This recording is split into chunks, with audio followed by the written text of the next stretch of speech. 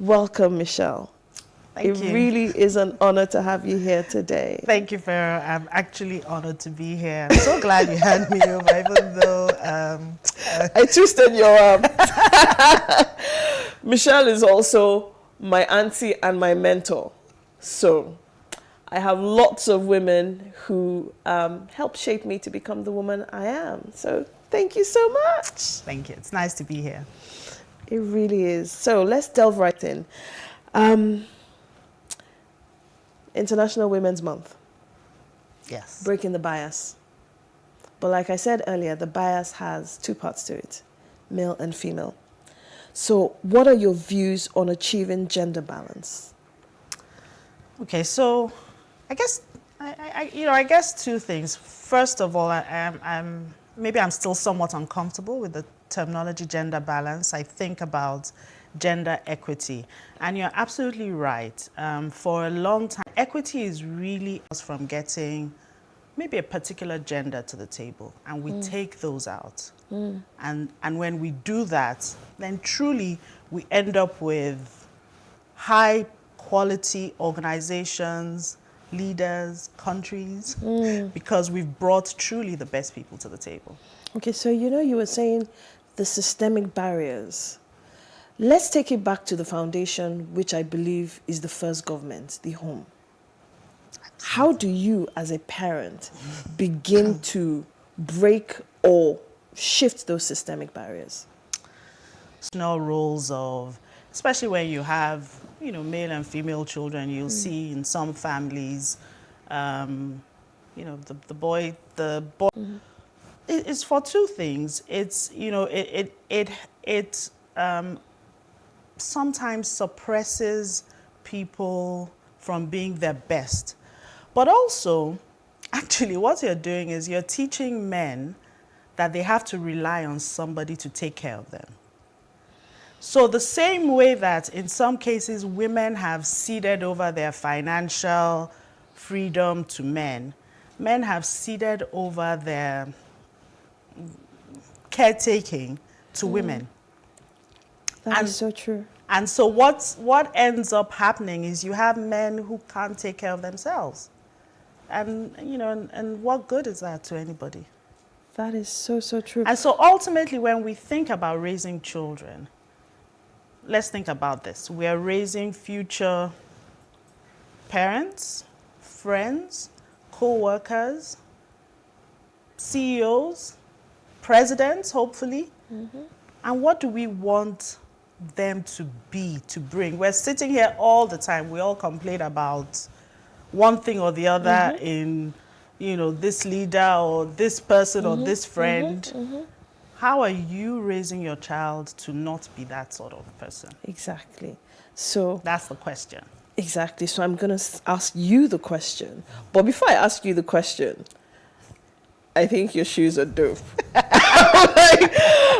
Please. They're like the coolest thing.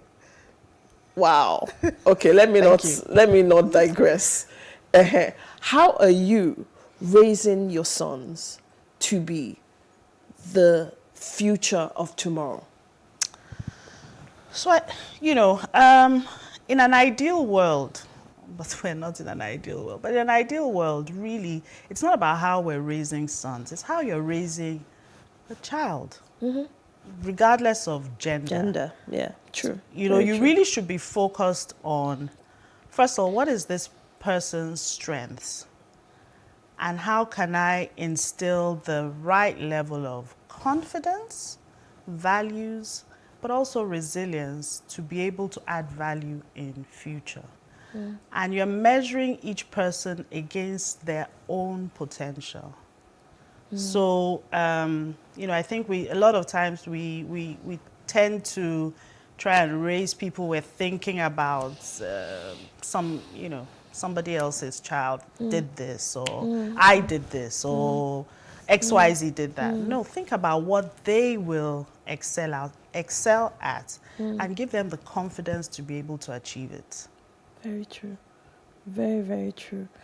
And how do you then ensure that they're advocates for, because I'm going to take it back to men and women. There is still a disparity, and we still have a long way to go. I would like to believe that the boys that are being raised right now are also being raised to be advocates. People with respect.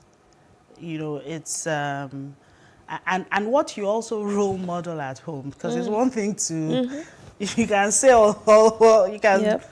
mouth anything you want. Yeah, they'll do what they you actually yeah, see, is what they they do. actually see counts for a lot. How you treat people with respect, regardless of gender, race, position in society. I think when they see that, then they become advocates. And our children today, we call them social justice warriors.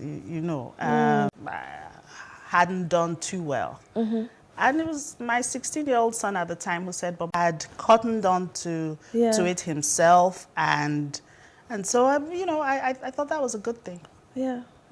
So what would you say the major challenges are today in relation to breaking the bias and parenting in today's world? I think truly the biggest challenge is because we're somewhat in a transformational phase. We've How spent so? decades empowering, emboldening females, rightfully so.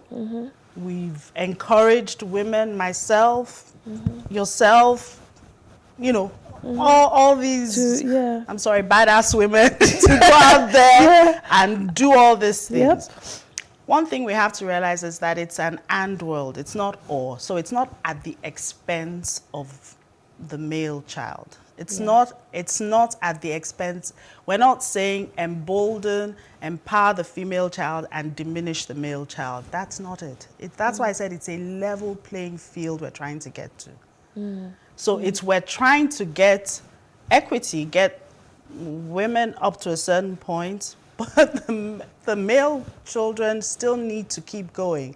And so the challenge we face is we can't lose sight of instilling the confidence and maturity in these boys to be able to handle these new badass girls that are breaking forth. Yeah. So they're going to need to partner with them as they're both going to work together, live together, be married to each other, be led by a female or lead a female. And it's very different from, generations past where there were very defined male roles and female roles, and it was very clear-cut. I think that in this transformational phase, we'll figure it out. More importantly, the children will figure it out if we give them the right values and the right confidence, the right level of confidence. To go at it. Do you think that the boys are being forgotten right now, though? I hope not. I hope not.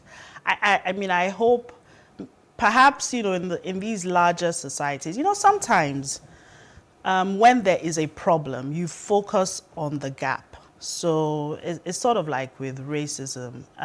You focus on trying to close that gap.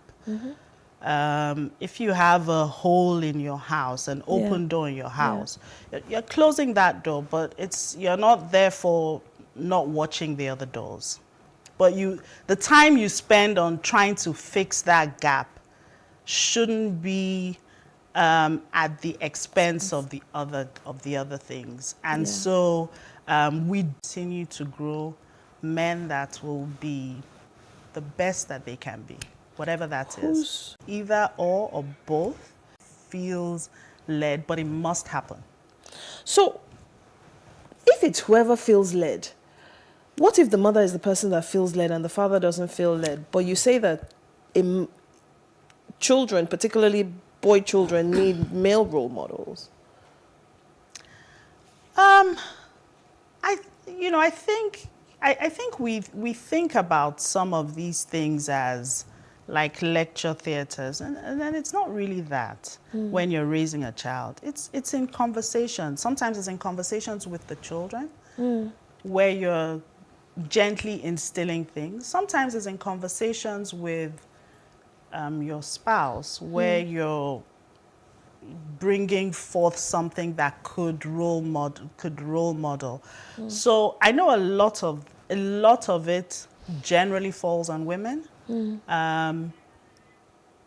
but I don't think that it should always fall on women. So then what would you then say to the men in terms of the role they need to play? You know, I think, so I talked about it being transformational right now. Yes. I think for some of the older men right now, they're even more in a state of confusion, right? They probably grew up with fathers who had never been into the kitchen. Probably most of them. And so they're also, you know, Figuring it out themselves. Yeah. But it doesn't mean that, but a lot of them are truly supportive. I mean, you know. And the female child, so that we can get to that place where we're all on equal playing field. Okay. And then secondly, it's about, I think we can all think about people we know that we've interacted with as co-workers, friends, whatever, who are truly obnoxious. And we can say, how do I want this child that I'm bringing up to not be like that person? That's actually an easier way of looking at it. It's, you know, just that, you know, and there's certain things you will see and you say, you are not going to be like, this thing, this thing, we will get it out of you so that you don't end up to take care of and fix the world. There's so many demands on women and men too, but what you asked me about mothers, there's so many demands, you know, mother, wife, homekeeper, business owner, worker, friend, daughter.